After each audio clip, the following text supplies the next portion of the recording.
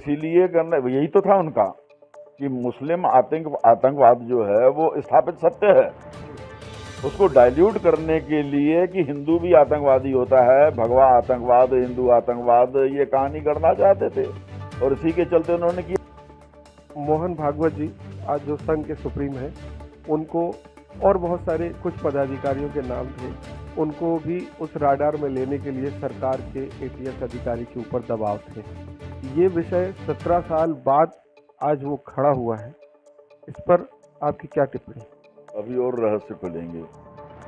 मोहन भागवत जी को घेरने का प्रयास किया गया था, अन्य लोगों को भी घेरने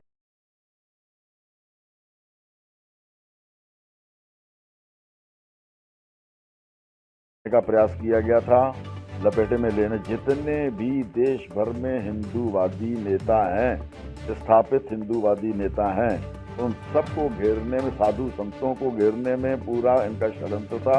और देखिए, ऐसा है कि मैंने पहले भी कहा कि मैं बहुत छोटा आदमी हूँ, पर वो तो कहाँ कहाँ तक पहुँचना चाह रहे थे। वो बड़े बड़े नेता जो हैं, साधु संतों तक उन्होंने, संत, सैनिक और समाज सबको लपेटे में लिया, किसी को नहीं छोड़ना चाह रहे थे। और ये कहने में मुझे कतई भी गुरेज नहीं है कि ये कांग्रेस के आला नेताओं के इशारे पे पूरा हो रहा था।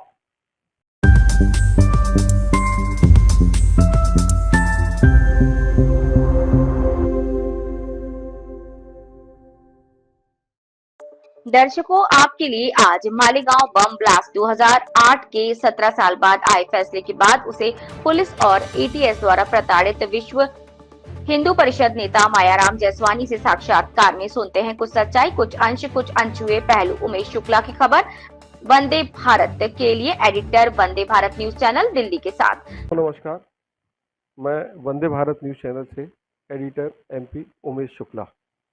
दर्शकों, आज हम जबलपुर में हैं। जबलपुर में जो एक बड़ा फैसला आया, जिसकी चर्चा आज सारे टीवी चैनल्स के डिबेट्स में भी हो रही है और बहुत सारे अखबारों में भी चर्चा का बड़ा विषय है, क्योंकि निर्णय बड़ा था और 17 साल पुराना एक मामला था 2008 का मालेगांव ब्लास्ट, जिसमें 6 मुस्लिमों की मृत्यु हुई थी और 120 से अधिक लोग घायल हुए थे। दर्शकों, ये वो घटना थी जिसको कांग्रेस के शासनकाल में हुई थी। उस समय मनमोहन सिंह प्रधानमंत्री थे केंद्र में और महाराष्ट्र में सीएम देशमुख जी थे। ये उस समय की घटना है और सारी जांच एजेंसियां और सारे लोग कांग्रेस के ही कैडर में सब मेंटेन थे।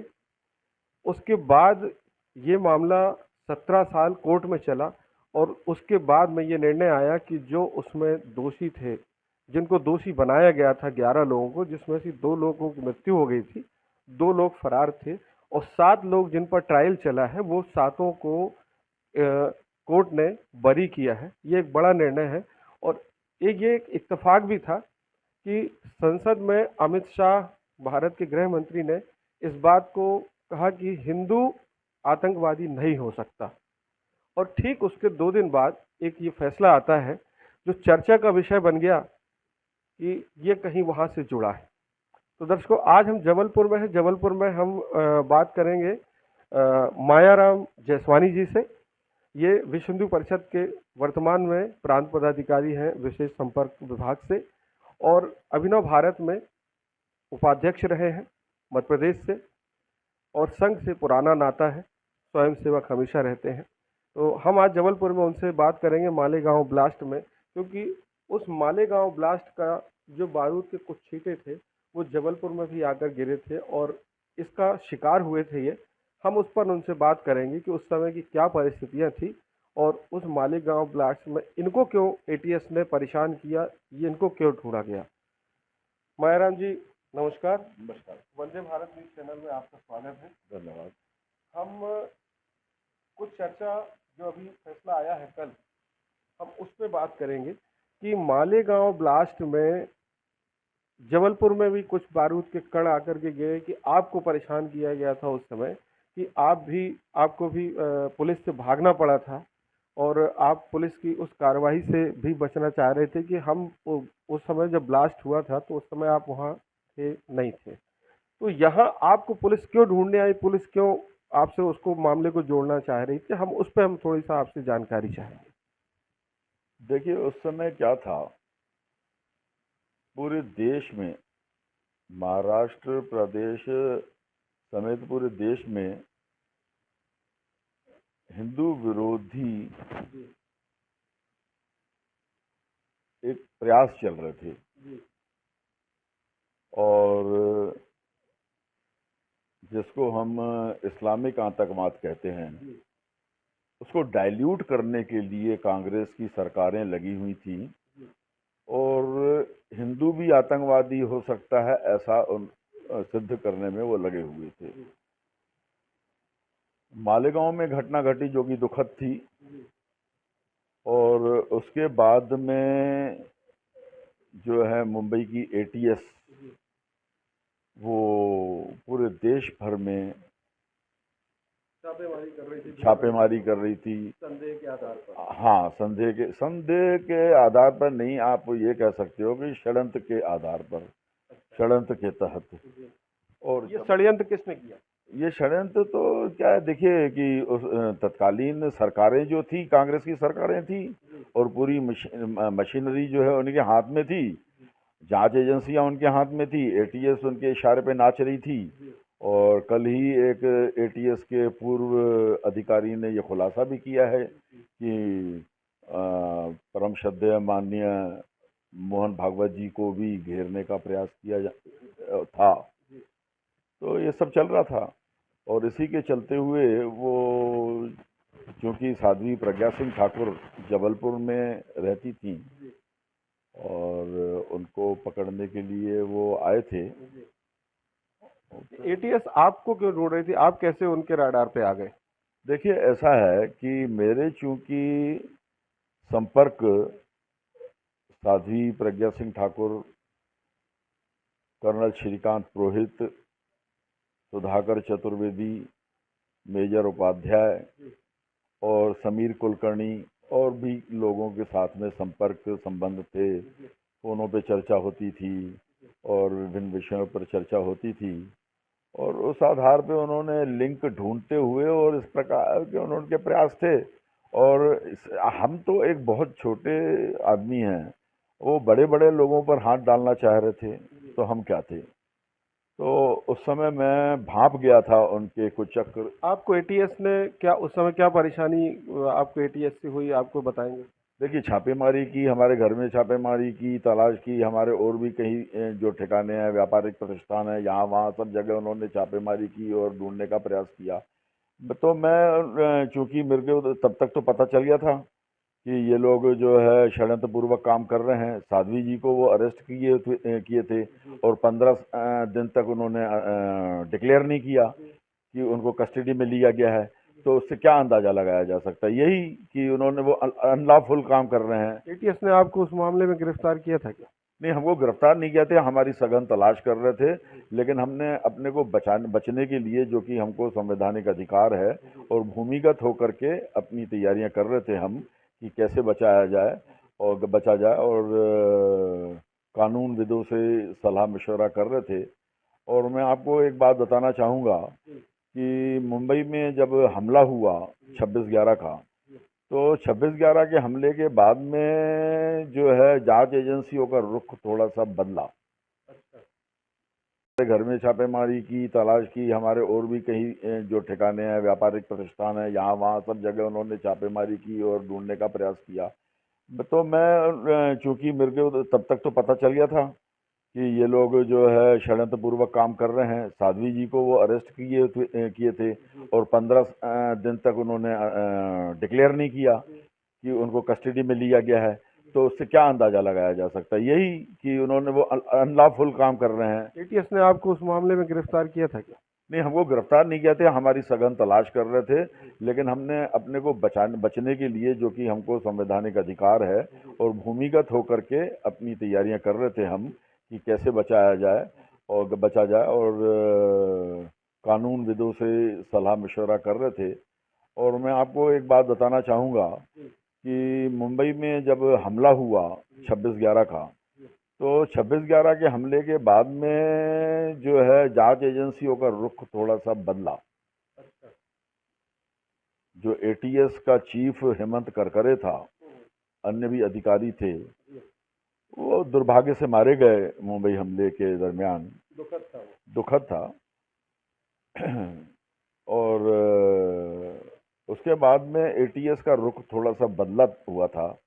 और पर पहले तो वो जितना करना था वो कर चुके थे, और फिर 102 दिन तक मैं भूमिगत था, और काफी प्रताड़ना, मानसिक प्रताड़ना बहुत हमने सही। मालेगांव ब्लास्ट जब हुआ उस समय आप कहाँ थे? मैं जबलपुर में ही था। मैं जबलपुर में था मालेगांव जब घटना घटी। हमको तो घटना का कुछ मालूम ही नहीं था। एटीएस का आपको ढूंढना प्रज्ञा सिंह से संपर्क के कारण? देखिए, संपर्क के कारण हाँ यही था।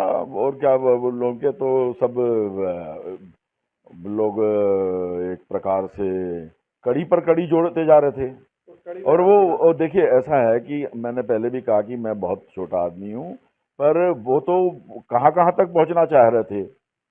वो बड़े बड़े नेता जो हैं, साधु संतों तक उन्होंने, संत, सैनिक और समाज सबको लपेटे में लिया, किसी को नहीं छोड़ना चाह रहे थे। और ये कहने में मुझे कतई भी गुरेज नहीं है कि ये कांग्रेस के आला नेताओं के इशारे पे पूरा हो रहा था। अच्छा, आज इस निर्णय के आने के बाद में 7 आरोपी बरी हुए 17 साल के बाद। कुछ आरोपियों ने 9 साल जेल भी काटी है उस विषय में। उसके बाद गवाही के बाद में बहुत सारी परिस्थितियां साफ हुई और एनआईए कोर्ट ने एक फैसला सुनाया कि 7 आरोपी बरी हो गए। लेकिन इसको भगवा आतंकवाद उस समय से पहनाने की कोशिश की गई थी, इसमें आप क्या कहेंगे? भगवा आतंकवाद तो मैं इन्हें बताया ना कि वो इसीलिए करना, यही तो था उनका, कि मुस्लिम आतंकवाद जो है वो स्थापित सत्य है। उसको डाइल्यूट करने के लिए कि हिंदू भी आतंकवादी होता है, भगवा आतंकवाद, हिंदू आतंकवाद, ये कहानी गढ़ना चाहते थे। और इसी के चलते उन्होंने किया। जब मेरे को 12 फरवरी 2009 को मैं एटीएस के काला चौकी मुख्यालय में जाकर के पेश हुआ। मेरे को नोटिस सर्व किया गया था, मैं पेश हुआ, और 3 दिन तक मेरा इंटरोगेशन हुआ, पूछताछ हुई, और उसमें कुछ भी साबित नहीं हुआ, कुछ भी साबित नहीं कर पाए, कुछ भी उनको लिखनी पड़ी, और उनको क्लीन चिट देनी पड़ी मुझे। मतलब मालेगांव ब्लास्ट का एक नोटिस आपको भी आया? हाँ, आया था, और हमने सामना किया और मेरे को क्लीन चिट मिली। और पर पहले वो काम कर चुके थे, गलत काम। चाहे साध्वी जी को अरेस्ट करके, कर्नल पुरोहित को अरेस्ट करके, अन्य लोगों को अरेस्ट करके वो ये काम कर चुके थे, तो वो बैकआउट कैसे कर सकते थे? अभी जो निर्णय आया है, 7 आरोपियों को बरी किया गया है, इसमें आप क्या कहना चाहेंगे? ये तो बहुत खुशी का अवसर है, उत्सव का माहौल है पूरे देश में। सनातन की जीत हुई है, हिंदुत्व की जीत हुई है, भगवा की जीत हुई है, और राष्ट्रवीरों की जीत हुई है, क्रांतिकारी। इसमें हार किसकी हुई? हार तो देखिए षड्यंत्रकारियों की हुई है। और षड्यंत्रकारी कौन थे उस समय के? अगर नेताओं के नाम लिए जाएं तो आप जानते ही हो, पी चिदम्बरम थे, दिग्विजय सिंह थे, और सुशील शिंदे थे, और भी कई नेता थे। और उनके पीछे कौन थे, उनके ऊपर कौन थे, ये कहने की आवश्यकता नहीं है, ये पूरा गान था पूरा। अभी उत्तर प्रदेश के एक सांसद हैं इमरान प्रतापगढ़ी, इस निर्णय को लेकर के उन्होंने बड़ा असंतोष जाहिर किया और कहा है कि उच्च न्यायालय में इसके लिए हम जाएंगे, सुप्रीम कोर्ट या उसके आगे जो भी ट्रैक होगा उस पर जाएंगे वो। तो उन्होंने इस फैसले को स्वीकार नहीं किया। उन्होंने फैसले को स्वीकार नहीं किया, ये उनका अधिकार है, वो स्वीकार नहीं कर रहे हैं। अपील में जाना चाहते हैं, जाएं। और इससे ज़्यादा उनसे उम्मीद भी नहीं रखी जा सकती है। जब मुंबई के ट्रेन में जो ब्लास्ट हुए थे, 200 लोगों को बरी कर दिया न्यायालय ने, तब तो उन्होंने न्यायालय के निर्णय का स्वागत नहीं किया, और उन्होंने नहीं कहा कि नहीं, इस पे जो है हम अपील में जाएंगे। तो इसी से उनके जो है राष्ट्रद्रोही अब जो विचारधारा है वो जो झलकती है। मालेगांव ब्लास्ट में जो मरने वाले थे 6 के 6 मुस्लिम थे। जो आरोपी बनाए गए थे उसमें वो सभी हिंदू थे, एक भी मुसलमान नहीं था उसमें। इसको क्या षड्यंत्र पूर्वक ऐसा किया गया था या उसमें कोई मुस्लिम भी थे उसमें? शुरू में तो मुस्लिम पकड़े गए थे। षड्यंत्र तो उसी समय समझ में आ रहा था जब पहले मुस्लिम पकड़े गए थे, उसके बाद इन्होंने हिंदुओं को घेरा। मतलब शुरुआत में जो गिरफ्तारी हुई थी वो मुसलमानों की हुई थी और बाद में चार्जशीट में, पूरी चार्जशीट में हिंदू आ गए सब। हाँ, और उनको मुसलमानों को छोड़ दिया गया और हिंदुओं को। 2007 में भी ऐसा ही हुआ। 2007 में मुस्लिम पूरी जांच में मुस्लिम दोषी पाए गए थे और फिर उसके बाद में छोड़ दिया गया उनको। ये क्या दर्शाता है? ये क्या अभी एक नया बयान आया आज जो हमें सुनने मिला है कि एटीएस के एक अधिकारी थे महबूब मुजावर, उन्होंने बताया कि उस समय मोहन भागवत जी, आज जो संघ के सुप्रीम हैं, उनको और बहुत सारे कुछ पदाधिकारियों के नाम थे, उनको भी उस राडार में लेने के लिए सरकार के एटीएस अधिकारी के ऊपर दबाव थे। ये विषय 17 साल बाद आज वो खड़ा हुआ है, इस पर आपकी क्या टिप्पणी? अभी और रहस्य खुलेंगे। मोहन भागवत जी को घेरने का प्रयास किया गया था, अन्य लोगों को भी घेरने का प्रयास किया गया था, लपेटे में लेने। जितने भी देश भर में हिंदूवादी नेता हैं, स्थापित हिंदूवादी नेता हैं, उन सबको घेरने में, साधु संतों को घेरने में पूरा इनका षड्यंत्र था। और जो है अभी तो धीरे धीरे सभी परतें खुलेंगी। ये जो एटीएस के अधिकारी हैं वो तो मुस्लिम हैं, फिर इन्होंने कैसे सच्चाई बोल दी? जो सच्चाई है वो सच्चाई है, उन्होंने बोली है और उन्होंने ये रहस्योद्घाट किया है, तो धन्यवाद उनका। मायाराम जी, एक अंतिम प्रश्न। मालेगांव में ब्लास्ट हुआ, 6 लोग मारे गए। जांच एजेंसियां सब उस समय कांग्रेस की थी, क्योंकि सरकार डबल इंजन की सरकार उनकी थी, केंद्र में भी स्टेट में भी। उसके बाद कुछ प्रश्न जो मौन है, उनका आरोपी कौन है?